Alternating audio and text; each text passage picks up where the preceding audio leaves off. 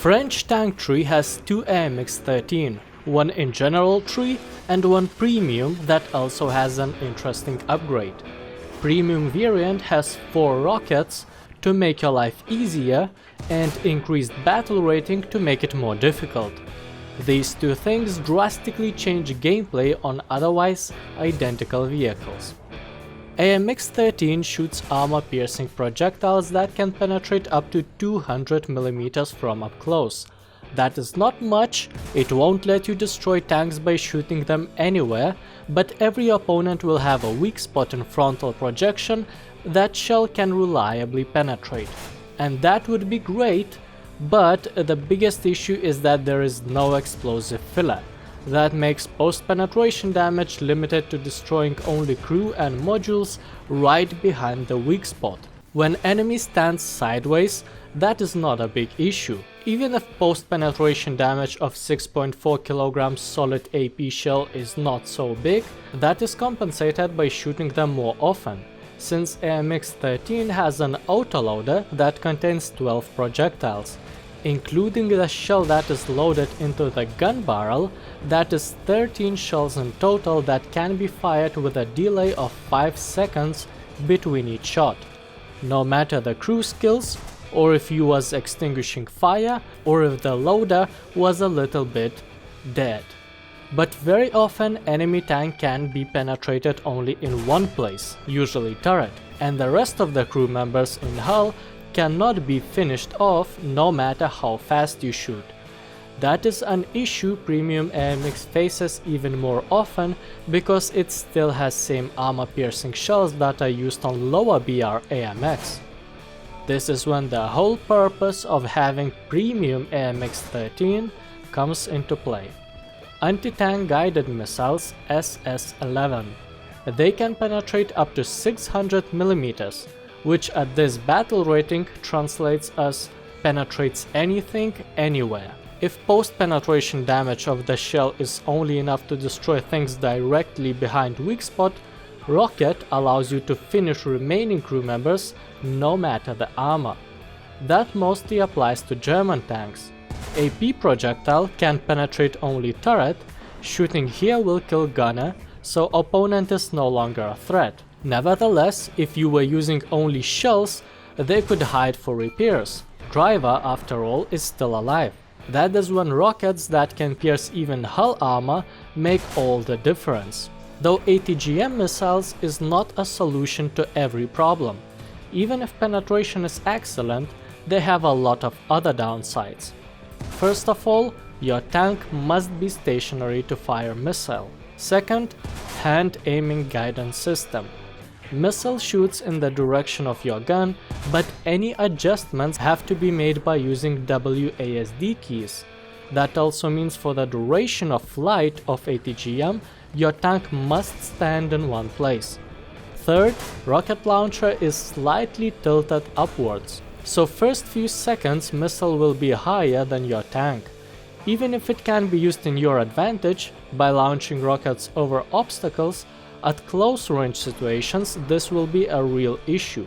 First few seconds ATGM cannot be controlled, so very often it will fly over your opponents that are right in front of you. Fourth thing is velocity of ATGM. It's 150 meters per second. When opponent is aware and expects you to launch a rocket, such slow missile can be destroyed by simple machine gun fire. Despite the downsides, ATGMs open a lot of new possibilities. Opponents at long ranges are very likely to be alerted if your armor-piercing shells start to fall nearby. While one of the advantages ATGM offers, it's very easy to hit stationary targets at extremely long distances, since they can fly straight, ignoring ballistic trajectory. They also don't lose penetration over distance like your armor-piercing shells. That makes ATGMs a good option for an opening attack at opponents that are very far away. And the further away are the enemies, the better are your chances of survival, because AMX-13 can resist only high caliber machine gun fire and only frontally where tank has up to 40 mm plates. while sideways it's only 20mm, so even machine gun fire can be dangerous. On the other hand, sides won't activate fuses of some APHE shells, which won't happen very often anyway, but it saved me a couple of times. Usually, even if shell doesn't explode inside, piercing turret is enough to one-shot this tank, as 2 out of 3 crew members will be knocked out. You cannot even play hull down because of -6 degrees guns depression, so taking cover behind rocks and keeping distance are the only ways to stay alive, unless you face vehicles that don't care about rocks or distance. Airplanes. Yes, they are a problem for a lot of light tanks, but AMX-13 is completely defenseless against them, because of its turret's construction that significantly limits guns' elevation. It's only 13 degrees. If map has hills, that won't even let you aim at ground targets comfortably, so when facing planes, both your gun and coaxial low-caliber machine gun become absolutely ineffective. Turret can rotate at speed slightly above average, 30 degrees per second. That could help you on smaller maps where enemies can appear anywhere. Just keep in mind that in order to minimize your silhouette, you might want to peek out backwards, as your turret is placed closer towards back of the hull.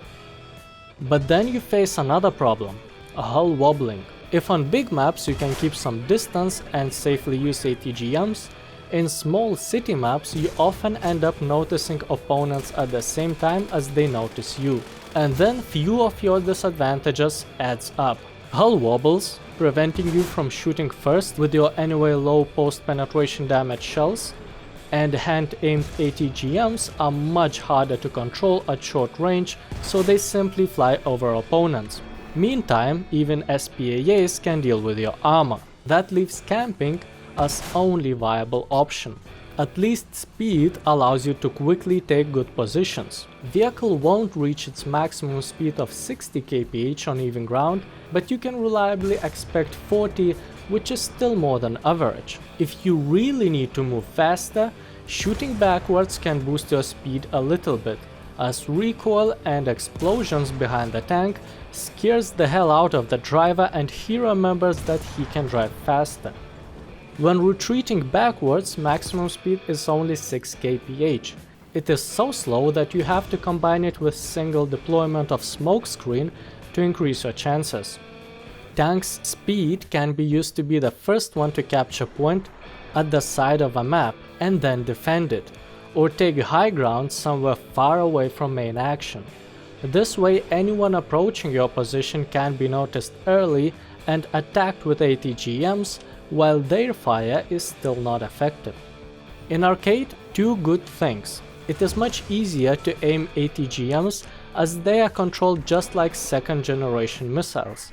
That includes ability to drive tank after firing and accurately hit opponents with the help of aiming circle in third-person view. Though to start firing, vehicle still has to be stationary. This and engine boost are probably the only real advantages in this game mode, as everything else is against you. Since everyone takes cover right after each shot, it's much harder to hit others because by the time your slow ATGMs has a chance to reach target, opponents will be hidden behind cover or you will be dead. When only their turret is sticking out of cover, solid armor piercing shells are less effective too, as they will not deal enough damage to kill all crew members. Since name tags will reveal your position, flanking is also not possible. And finally, lack of armor will make you suffer just like any other light tank in arcade.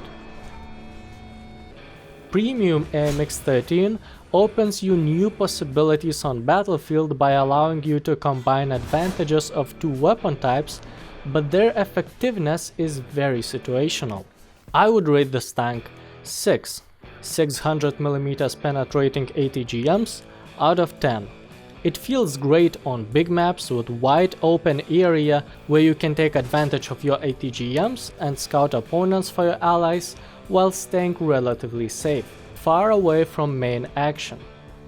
Though, if engagement distance decreases, you might not be able to use full potential of ATGMs and end up being like regular AMX-13 with a higher battle rating. Nevertheless, whenever Snail God decides to put you on giant map, it's such a relief to see a fast vehicle with rockets in your setup.